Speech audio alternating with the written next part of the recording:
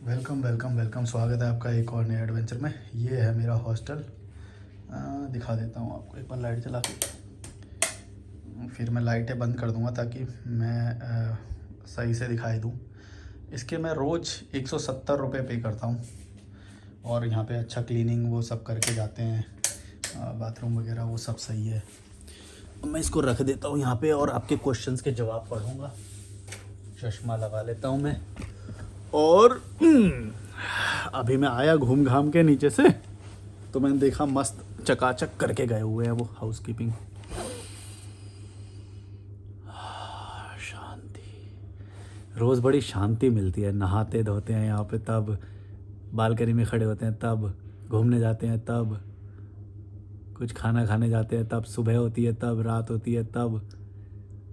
और मतलब comfortable feel हो रहा है, मतलब बहुत कंफर्टेबल। इसलिए मैं शायद ज़्यादा रुका हुआ हूँ यहाँ पे। और सस्ता भी है, बहुत सस्ता है। तो किसी ने कमेंट करके पूछा भी था, ये कहाँ पे शूट करते हो? अब ये बस वस है क्या? बस जैसा दिखाई दे रहा है उन्हें। तो ये हॉस्टल होता है भाई। हॉस्टल मतलब आप अगर ट्रैवल करना चाहते हो और सस्ते में रहना चाहते हो तो ऐसे बेड होते हैं, उन बेड्स में आप रह सकते हो। इसे हॉस्टल बोलते हैं। ये देखो, ये रहा इनका कमेंट। दीपांशु मेहरोत्रा 1299 बोल रहे हैं, भाई आप बैठे कहाँ हो? ये बस में हो क्या? आज वाले वीडियो में उन्होंने कमेंट किया है। बस नहीं बोलते भाई, इसे वो बोलते हैं हॉस्टल। टूरिस्ट हॉस्टल है ये। एक स्टूडेंट हॉस्टल होता है जिसमें स्टूडेंट्स रहते हैं, ये टूरिस्टों के लिए होता है। मॉर्निंग में secret waterfall, I did it for 2 weeks for my solo trip. मैं भी रोज़ ही करता हूँ भाई, मतलब बदलता रहता हूँ। वैसे मेरे को राम झूला पे खड़ा होना बड़ा पसंद आता है, क्योंकि वाटरफॉल पे जाता हूँ तो थोड़ा सा मेरे को हाइक करना पड़ता है, थोड़ा सा वो डिफ़िकल्ट होता है। ये बोला है अभिषेक बसरियार 96414 ने। ठीक है, अच्छा है भाई। पर आप शायद उसके पास रहते होगे एकदम, इसीलिए 2 वीक तो लगातार आप ऊपर जा रहे थे। जगह बदल बदल के। आज मैं अभी ना चीला डैम गया था। मैंने उनका नाम बताया था ना आपको, जिनके जिनके साथ, हेमंत भाई के साथ गया था। जो मैंने बताया भी था कि उन्होंने मुझे पावर बैंक दिया था, बेल्ट दी थी, 2 बैग दिए थे। फिर आज हम दोबारा मिले थे तो उन्होंने मेरे को 4 लड्डू दिए बूंदी के। पहले तो है ना, वो लेके आए थे, कुछ ना कुछ लेके आते तो वो दिया। और फिर समोसा खाया हमने एक एक, मतलब हाँ, समोसा। उसके बाद चाय पिया। उसके बाद दाल बाटी खाए, मतलब फिर उसके बाद चीला डैम पे घूमने गए। उसके बाद राजस्थानी एक ढाबा है, बहुत फेमस है यहाँ पे। मतलब जो भी ऋषिकेश आया होगा और अच्छे रेस्टोरेंट ढूंढ के अच्छा खाना खाया होगा तो वो राजस्थानी उसमें ज़रूर गया होगा। प्रमोशन नहीं कर रहा हूँ, बस मैं बता रहा हूँ कि मैंने पहले भी एक बार दाल बाटी वहाँ पे खाया था तो अच्छा था, आज भी अच्छा लगा। पर पेट बहुत फुल हो जाता है यार, मतलब बहुत टाइम बाद ऐसे फुल करके खाया है। क्योंकि उससे पहले मैंने 20 रुपए के केले भी खा लिए थे समोसा खाने से पहले। समोसा खाने से पहले। और फिर वो जो 4 लड्डू लाए थे उसमें से एक लड्डू भी खा लिया, तो वो आज बहुत टना टन टुन हो रखा हूँ मैं। बहुत फुल हो रखा हूँ, बहुत दिनों बाद फुल हुआ हूँ मैं, बताओ। वरना यहाँ पे मैं हल्का हल्का खाता हूँ। कभी खीरे खरीद लिए, कभी दही खरीद लिया, कभी उबले अंडे खा लिए, कभी खीरा, कभी बनाना, ऐसे मतलब बहुत हल्का हल्का खाता हूँ मैं। कभी जो वो मैं ड्राई फ्रूट का जो मिक्सचर रखा हुआ है मैंने, और चने रखे हुए हैं, और उसको शक्कर के साथ खा लिया। शक्कर माने गुड़ का जो चूरा होता है ना, उसको शक्कर बोलते हैं, तो उसके साथ खा लिया। ऐसे ये सब खाना पीना सस्ते में मैं जुगाड़ कर रहा हूँ, और रहना तो ये है ही है 170 रुपये में। पहले मैं गुरुद्वारे में जाके खा रहा था, मतलब कुछ दिन टाइम तक मेरे को, पर अब गुरुद्वारे में थोड़ा अच्छा नहीं लगता। जब थोड़ा सा पे करके खाते हैं ना, जब थोड़ा सा सही खाना, तो अलग हमारा दिमाग हमारे उसको अलग वो देता है, एक सिग्नल कि हाँ भाई तुम्हारी वर्थ है। तुम ऐसे अगर वो खाओगे तो फिर अलग मेंटेलिटी बनती है।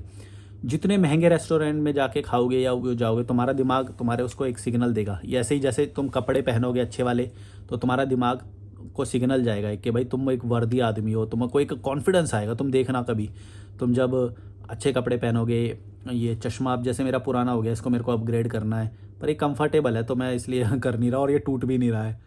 तो ठीक है, तो ठीक है, तो ठीक है। क्या बोल रहा हूँ मैं अभी। फिर दाल बाटी खाने के बाद फिर हम एक जगह पे चाय पीने गए। रोज़ टी पिया था, रोज़ टी पिया था, तो समझ गए होगे तुमने मैंने कहाँ पे पीने गया था, कमेंट करके बता दो। ज़्यादातर लोग पहचान लेंगे। और फिर मैं वापस आ गया तपोवन। अब तपोवन आया तो ये सब पूरा एकदम सेट मिला मुझे।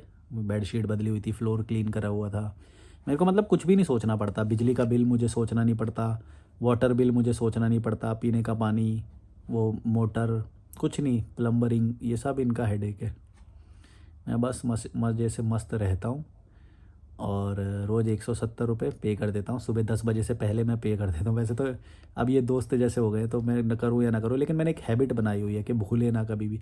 कोई भी चीज़ की ना हैबिट बना लेता हूँ मैं। जैसे मेरा एक ये लाइफ में वो है कि हमेशा ना पैसे एडवांस में दो। कोई भी चीज़ करो ना एडवांस में पैसे दो। जे हम प्रीपेड जो कनेक्शन कराते हैं, जो टेलीकॉम रिचार्ज होता है, वो प्रीपेड कराना, हमेशा पोस्ट पेड मत कराना। कोई भी चीज़ हो पहले पैसे दे दो, तो तुम्हारा बर्डन कम हो जाता है उससे। कहीं कहीं पे रोकोगे पैसे तो ज़्यादा अच्छा रहेगा। और हाँ, मैंने एक जाते हुए अमरूद भी खाया था, 10 रुपये का एक इतना बड़ा उसने अमरूद दिया था, लाल अमरूद था वो अंदर से। वो अमरूद भी खाया था मैंने 10 रुपये का। अमरूद बहुत सही होता है भाई, मतलब हेल्दी होता है। तो मैं काफ़ी फ्रेश महसूस कर रहा था, लेकिन दाल बाटी जब से खाया थोड़ा सा हैवी महसूस हो रहा है। और फेमस भी है उसका वो बहुत। वो तो अच्छा है, एक उन्होंने शेयर कर ली, मतलब एक प्लेट में 4 बाटी आई थी, मतलब वो इतनी बड़ी बड़ी गोले। तो एक उन्होंने ले लिया, 3 मेरे को खाना पड़ा। ऊपर से बोल रहे हैं ये भी खाओ खीर, पता नहीं कुछ तो खीर उसकी फेमस है, खीर बोल रहे थे या क्या, रबड़ी रबड़ी बोल रहे थे शायद, लच्छेदार रबड़ी फेमस है उसकी। तो वो श्याम 1177 बोल रहे हैं, भाई मैं जॉब देख रहा हूँ, मिलते ही घर छोड़ दूंगा। हम्म, मतलब कोई भी चीज़ धीरे धीरे करने का वो है। देखो देखो मेरी भी जो लाइफ है ना, कई लोग बोलते हैं कि तू ऐसे एकदम से छोड़ दिया या वो दिया। उनको कुछ भी मेरे बैकग्राउंड के बारे में पता नहीं है एक्चुअली। मैंने किसी में शायद डिटेल में ऐसा बताया भी नहीं है, तो कुछ कुछ भ्रांतियाँ भी हैं लोगों को।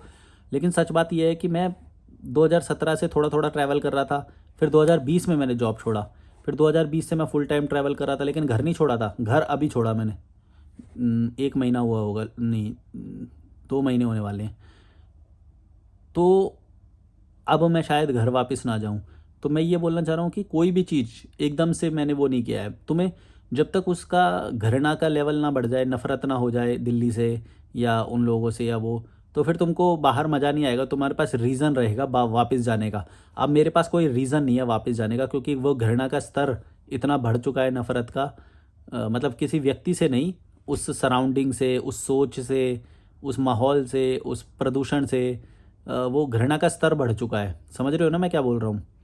तो मेरे छोड़ने का रीज़न या मेरे मुंह पे जो तुम कॉन्फिडेंस देखते हो, वो इसलिए होता है क्योंकि मेरे को मालूम है कि मेरे को क्या चाहिए, और मेरे को मालूम है कि वो मुझे कहाँ पे मिल रहा है, यहाँ पे मिल रहा है जैसे। तो और वो वहाँ पे नहीं मिल रहा है, ये भी मैं अवेयर हूँ, है ना। और सबको मालूम है कि कैसा माहौल होता है वहाँ पे, है ना। जो भाई भी अभी जिनके साथ में अभी घूमने गया था, क्या नाम था, हेमंत भाई। तो हेमंत ही था ना, मैं गलत ना ले दूँ, हाँ हेमंत भाई। तो वो भी पंजाब से यहाँ पे शिफ्ट हुए हैं ना। उन्होंने, वो उनका बर्थ है 1986 का, और उन्होंने 29 साल की उम्र में शादी किया, और बच्चे नहीं किया उन्होंने अभी तक। मतलब 86 का बर्थ है उनका, और अभी तक 2025 तक, नहीं 25 चल रहा है, 24 चल रहा है अभी, उन्होंने बच्चे नहीं किए हैं। तो एक स्ट्रॉन्ग डिसीजन है। बहुत सारे आज बता रहे थे वो कि बहुत सारे लोगों ने प्रेशराइज़ किया, और पत्नी को भी कन्विंस करना पड़ा, वो सब। तो वो मतलब अपनी चॉइस से, और वो काम भी अभी कम ही करते हैं, तो बहुत सारी चीज़ें उनकी मेरे को ठीक लगी। लाइफ में उन्होंने बैलेंस बना रखा है, अपने सुख को समझते हैं वो, मेरे को कहाँ मज़ा आता है। हम जैसे अभी चीला डैम पे मस्त घूम रहे थे, चिड़ियाओं की आवाज़, लेफ्ट राइट साइड में, नहीं एक साइड पे नदी बह रही है, एक साइड पे पेड़ वेड़ लगे हुए हैं मस्त, क्या मज़ा आ जाता है। जब भी ऋषिकेश आओ ना, एक वॉक करके आना चीला डैम पे। चीला डैम पे एक वॉकिंग पाथवे है, बड़ा मज़ा आता है। बैराज बोलते हैं, बैराज पूछ पूछ के चले जाओगे तो एम्स रोड पे आपको मिल जाएगा, एम्स रोड पे मिल जाएगा। फिर वहाँ पे वॉक करना बड़ा मज़ा, मैं तो बस सोच रहा हूँ मॉर्निंग वॉक भी वहीं पे जाऊँगा। और काफ़ी अच्छा लगा मुझे, मतलब मैं वैसे राम झूला पे जाता था, तो सोच रहा हूँ एक एक्सपीरियंस वहाँ का लूँगा। अभी गया था तो बड़ा ही अच्छा लगा मुझे, मैं पहले भी गया हुआ हूँ उधर, पर अब आज का एक्सपीरियंस काफ़ी अच्छा था। और अब मेरे पास 3 लड्डू हैं, इतने बड़े बड़े बूंदी के 3 लड्डू हैं मेरे पास, और पेट मेरा पूरा भरा हुआ है, तो कंफर्टेबल फील कर रहा हूँ मैं। कभी कभी स्वाद की ऐसे क्रेविंग पूरी हो जाती है मेरी, वरना अदरवाइज़ जो मैं खाना डेली लाइफ में खा रहा हूँ वो स्वादिष्ट नहीं है।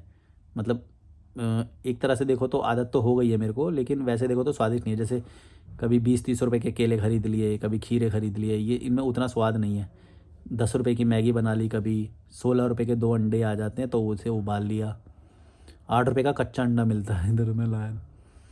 तो इस तरह की चीज़ें मैं खाता हूँ। दही, इसमें कोई मसाले का स्वाद नहीं होता, तेल में फ्राई नहीं होता, कुछ नहीं होता, सिंपल खाना है ये सब।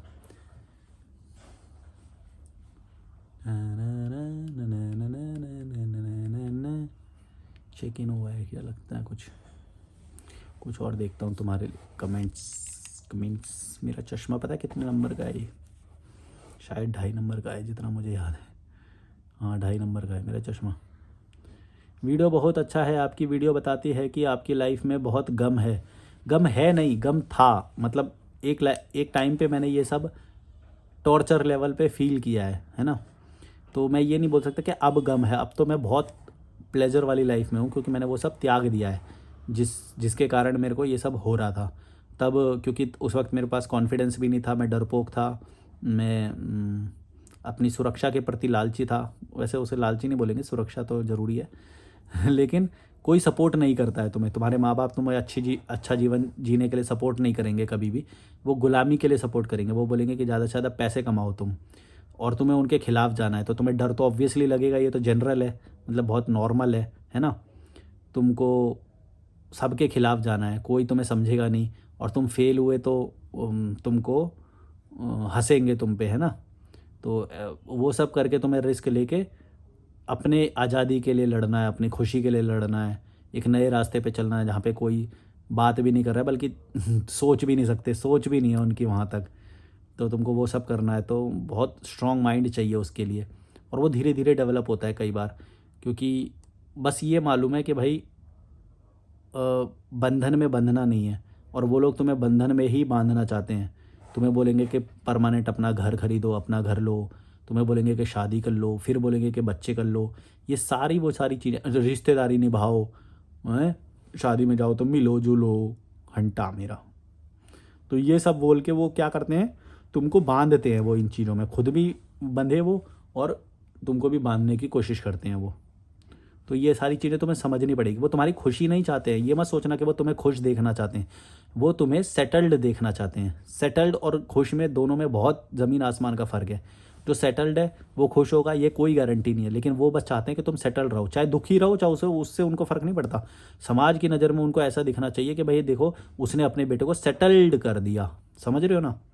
जैसे शादी हो गई तो उसके बाद तुम दुखी हो या खुश हो, इससे उनको फ़र्क नहीं पड़ता, पर शादी करनी होगी, फिर बच्चे करने होंगे, उसके बाद तुम खुश हो, दुखी हो, या कुत्तागिरी करनी पड़ रही है तुम्हें, कुत्ते की तरह भागना पड़ रहा है, गधे की तरह भागना पड़ रहा है, इससे उनको फ़र्क नहीं पड़ता है। समझो इस बात को। उनको ये चाहिए कि जो चाहिए वो हो जाए, उसके बाद तुम खुश हो या दुखी हो, डजेंट मैटर। मतलब उनके लिए कोई फ़र्क उनको वो नहीं पड़ता है। अगर पढ़ता तो उनकी ये बात समझ में आती कि भाई आज इतना कमा रहे हैं, इतना कमा रहे हैं, बच्चा आएगा या शादी होगी तो इतना खर्च बढ़ जाएगा, ईएमआई बढ़ जाएगी, हैं, कुत्ते की तरह भागना पड़ेगा, पहले ही घर नहीं है, एक घर में 6-6 लोग वैसे ही सड़ सड़ के मतलब रह रहे हैं, कुछ भीड़ की तरह, जगह नहीं है, फिर भी बोलेंगे शादी करो, फिर भी बोलेंगे बच्चे करो। क्योंकि उनको इस चीज़ से फ़र्क नहीं पड़ता भाई कि तुम खुश हो दुखी हो, इससे उनको पता ही नहीं स्टैंडर्ड ऑफ लिविंग होता क्या है, हैप्पीनेस इंडेक्स होता क्या है, मतलब कोई किसी व्यक्ति के जीवन में कितना सुख है दुख है, इस ये उनके सोच में नहीं है। उनकी सोच में बस वो है कि समाज की इज्जत है, कि इसने अपने बेटे की शादी नहीं कराई अभी तक, इतना बड़ा हो गया बेटा, तो वो बोलेंगे, तो उससे उनको बचना है बस। इससे उनको फ़र्क नहीं पड़ता कि तुम खुश हो दुखी हो, बेटी नौकरानी बन गई, बेटी को फिर ससुराल में थप्पड़ पड़ रहा है, हैं, बेटी की फाड़ी जा रही है वहाँ पे बुरी तरह से, बेटी बेचारी रो रही है, बेटी मतलब इतना तड़प रही है कि वो सुसाइड भी करने को सोचती है, और कभी कभार भागने की सोचती है, और वो ये सोचती है कि मेरे घर वाले भी, मेरे मायके वाले भी मेरा साथ नहीं दे रहे हैं। और फिर उनको इन सब से कोई फ़र्क नहीं पड़ता। एक बात तुम याद रखना, वो बस तुम्हें लड़कियों को खूंटे की तरह बांध देंगे कहीं पे भी, और फिर बोलेंगे कि भाई ये तो तुम्हारा वो है, तुम देखो अब तुम्हारा वो है ना।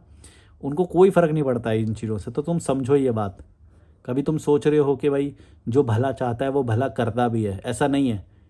कोई भला चाहता है या भला करता है, इसमें ज़मीन आसमान का अंतर होता है। हो सकता है तुम्हारा कोई भला चाहता हो, पर वो भला करेगा भी, ये ज़रूरी नहीं है। ये ज़रूरी नहीं है, समझो इस बात को।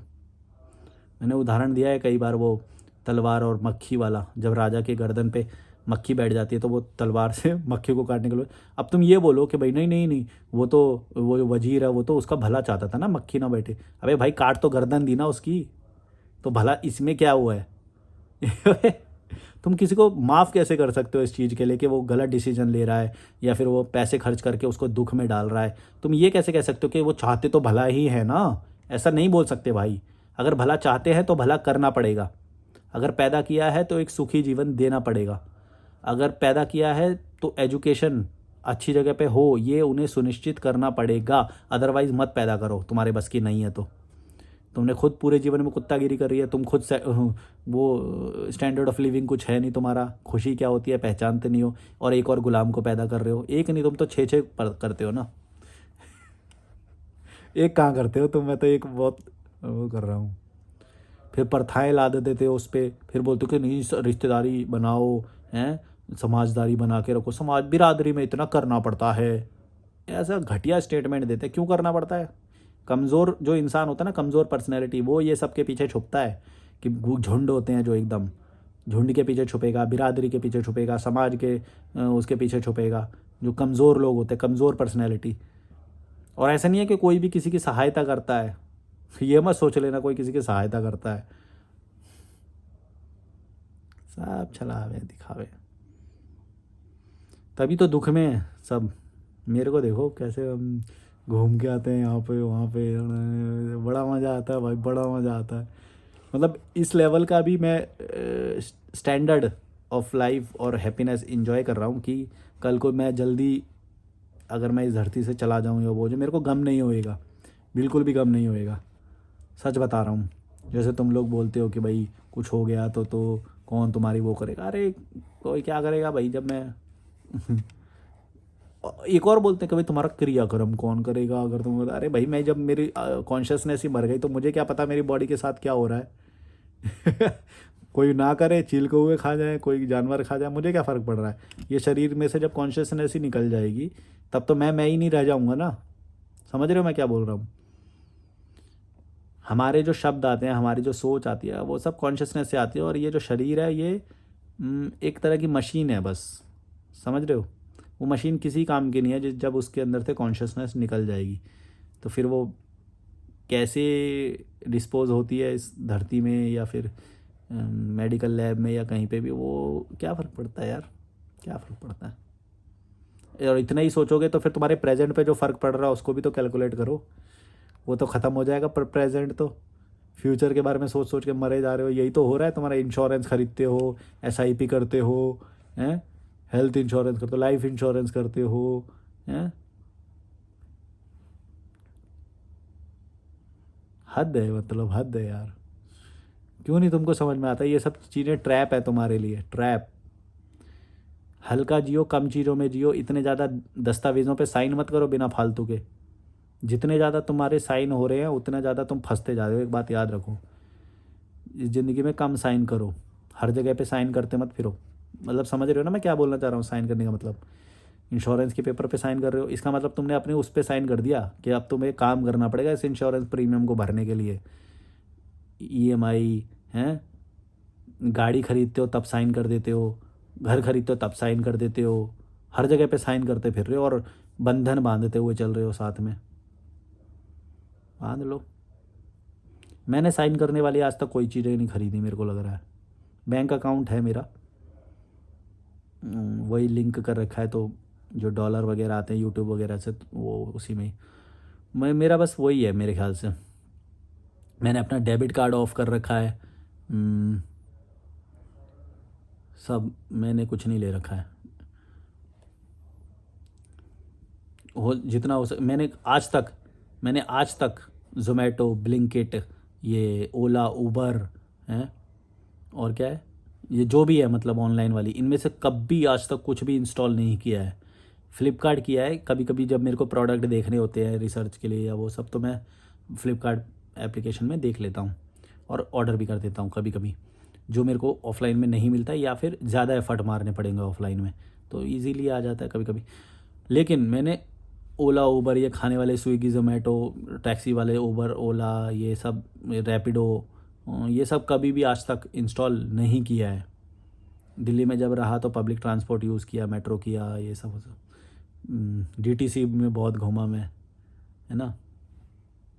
अभी भी मतलब घूमना होता है तो मैं पब्लिक ट्रांसपोर्ट ही प्रेफर करता हूँ, और संडे को घूमता हूँ, बस संडे को चुपचाप निकलता हूँ, किसी को कुछ नहीं पता चलता मैं कहाँ पे हूँ।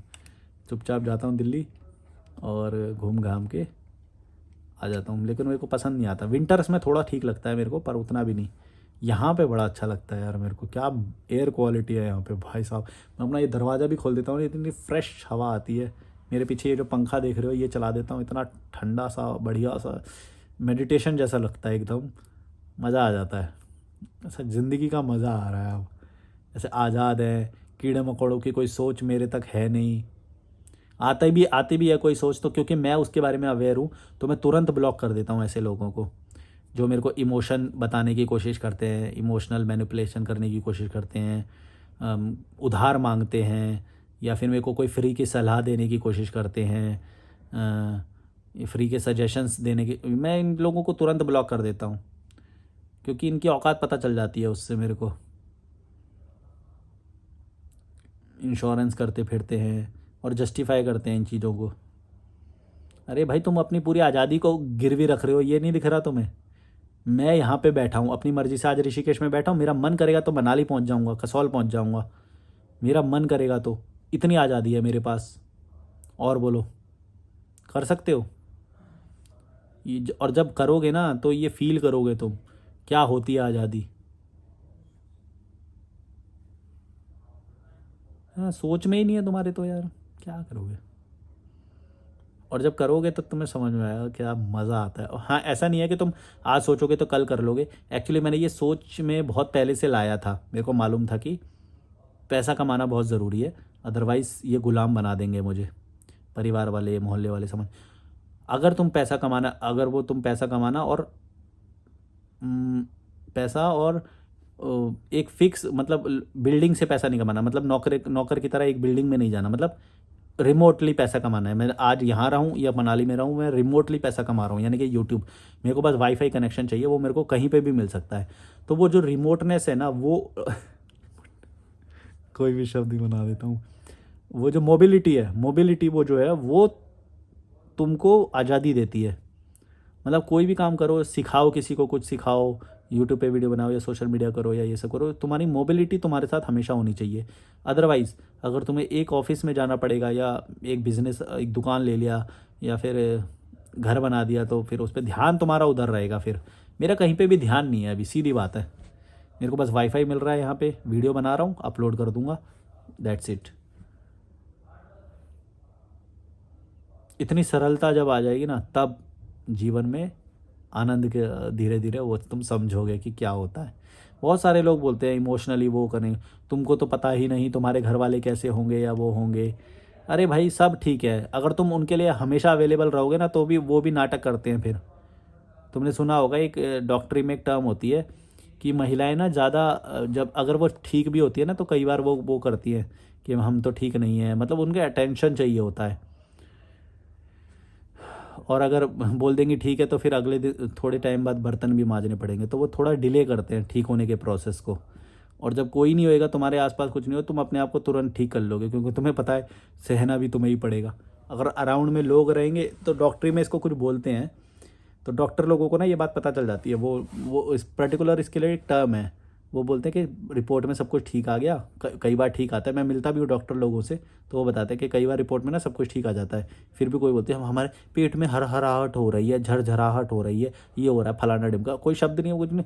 वो ऐसे बोलेंगे हरहराहट हो रही है, अरे भाई कुछ नहीं है। उनको बस विक्टिम, मतलब एक विक्टिम वाला बन के अटेंशन लेना होता है। ऐसा तुमने, मतलब पर्टिकुलर मेडिकल में इसकी टर्म है, मेरे को याद नहीं है, तो ये एक साइकोलॉजी में होती है ऐसी। समझ रहे हो मैं क्या बोल रहा हूँ? कि अगर तुम्हारे पास आसपास कोई होएगा नहीं, तो तुम बीमार ही नहीं पड़ोगे। मेरे को कल रात पेट में दर्द हो रहा था, ठीक हो गया। कोई है ही नहीं मेरे पास आसपास दिखाने के लिए, मैं विक्टिमिज्म प्ले करूँ उसके सामने ऐसा कुछ या वो, तो ठीक ही करना पड़ेगा मुझे, और कोई चारा नहीं है। तो ठीक हो भी गया ऐसे ही। चलो बाय बाय।